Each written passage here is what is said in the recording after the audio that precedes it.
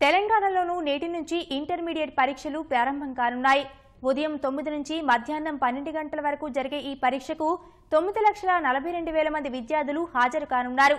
ఒక్క నిమిషం దాటినా పరీక్షా కేంద్రాల్లోకి అనుమతించేది లేదని అధికారులు స్పష్టం చేశారు. ఎవరూ సెల్ ఫోన్ వాడకూడదని మంత్రి జగదీష్ రెడ్డి ఆదేశించారు.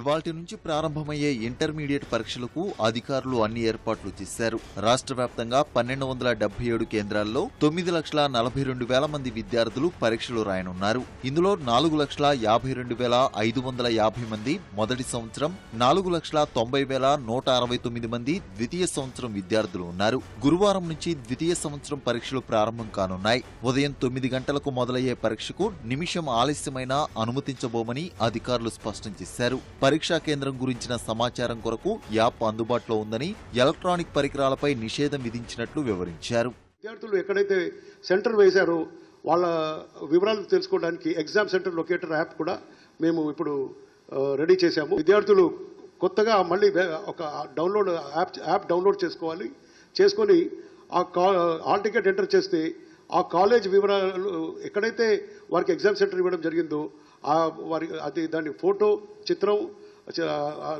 మొత్తం డీటెయిల్స్ అన్ని కూడా వస్తాయి.